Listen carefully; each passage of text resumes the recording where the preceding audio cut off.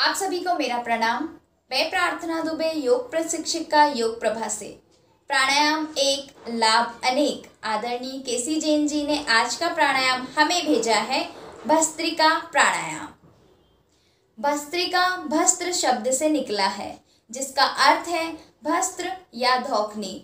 यह ऐसा प्राणायाम है जो कि धौखनी के समान कार्य करता है। भौतिक और सूक्ष्म शरीर को गर्मी देता है। यह एक ऐसा प्राणायाम है जिसमें लगातार तेजी से बलपूर्वक श्वास ली जाती है और श्वास छोड़ी जाती है। जिस प्रकार एक लोहार धौखनी को लगातार तेजी से बलपूर्वक चलाता है, ठीक उसी प्रकार सांसें भी लगातार तेजी से बलपूर्वक ली जाती है और छोड़ी जाती है। भस्त्रिका प्राणायाम को करने की विधि। सबसे पहले आप पद्मासन या किसी भी आरामदायक आसन में बैठ जाएंगे। कमर गर्दन सीधी रखें। एक लंबा गहरा श्वास भरेंगे और छोड़ेंगे।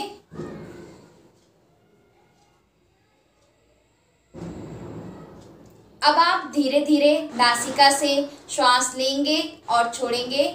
श्वास लेने की प्रक्रिया पूरक कहलाती है। सांस बाहर छोड़ने की प्रक्रिया रेचक कहलाती है। धीरे धीरे आप सांस लीजिए और छोड़िए, दोनों नासिका को सिकुड़ते और फुलाते हुए।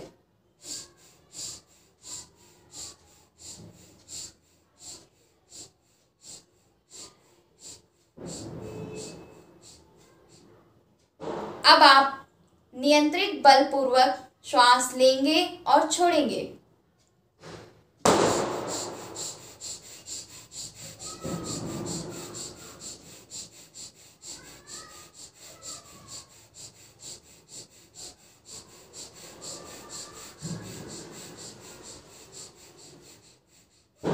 दस से 20 बार करने के बाद एक लंबा गहरा श्वास भरेंगे और कुंभक लगा के जालंधर बंद लगा लेंगे। क्षमता अनुसार इसमें रुकें।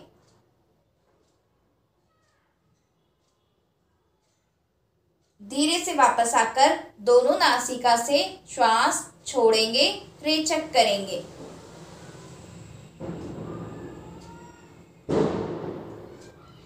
यह हुआ भस्त्रिका का एक चक्र।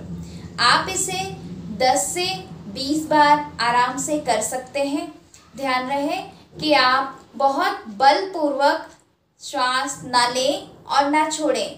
आपका बल नियंत्रित होना चाहिए, बहुत ही ज़्यादा नहीं होना चाहिए।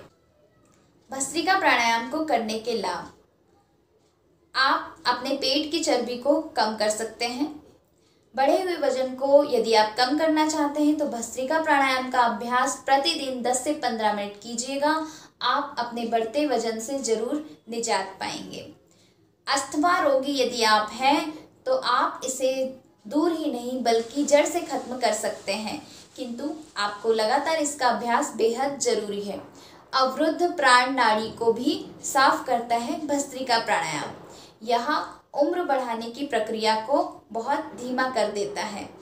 भस्त्रिका प्राणायाम के अभ्यास से यह आपको पूरे शरीर में रक्त का प्रवाह सुचारू रूप से बनाए रखता है। यहाँ तक कि हर एक अंग तक रक्त अच्छे से जा सकता है। यह आपके फेफड़ों के वायु कोशों को भी खोलता है। इस प्राणायाम के अभ्यास से गले में बढ़ी हुई सूजन में भी राहत मिलती है। यदि आप भस्त्रिका प्राणायाम का लगातार अभ्यास करते हैं तो आप बलगम को पूरी तरह से खत्म कर सकते हैं। नाक और गले की समस्या, सीने की बीमारी को भी आप दूर कर सकते हैं। इस प्राणायाम के अभ्यास से आपको शरीर में गर्मी होती है।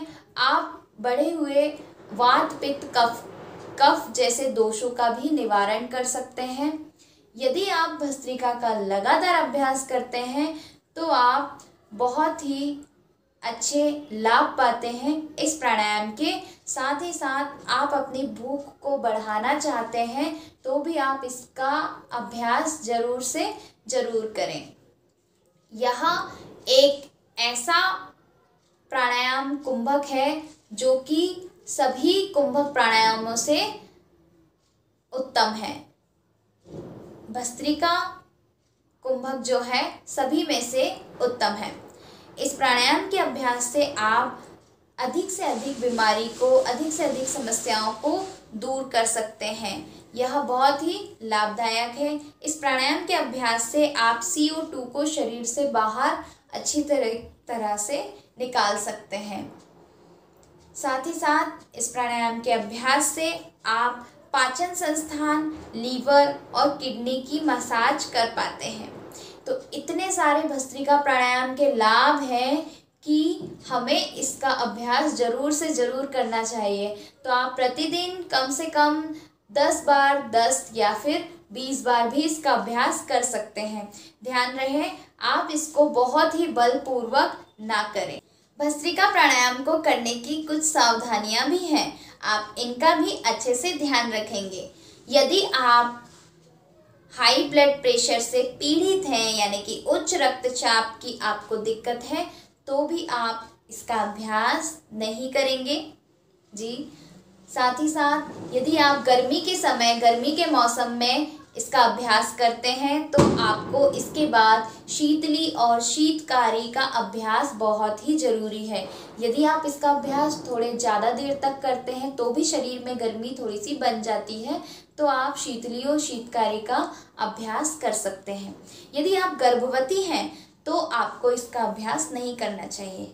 आपको भस्त्रिका प्राणायाम का अभ्यास नहीं करना है। यदि आपको हृदय रोग है, पेचिस है, या फिर आप पेट या आंतों के अल्सर से परेशान हैं, मोतियाबिंद है, सिर चकरा रहा है, मस्तिष्क ट्यूमर है, यदि इस प्रकार की आपको कोई भी दिक्कत है तो भी आप भस्त्रिका प्राणायाम का अभ्यास बिल्कुल भी नहीं करेंगे। तो ये थी भस्त्रिका प्राणायाम को करने की कुछ सावधानियां। इसी प्रकार आप हमसे जुड़े रहें। समस्त आसन, क्रियाएं, प्राणायाम, इस प्रकार की सभी क्रियाओं को, आसन को आपको अपने योगाचार्य या फिर योग प्रशिक्षक या योग विशेषज्ञ की सलाह एवं उनके सानिध्य में ही आप इनका अभ्यास करें। मैं प्रार्थना दुबे, योग प्रशिक्षिका, योग प्रभा से आप सभी का बहुत बहुत धन्यवाद।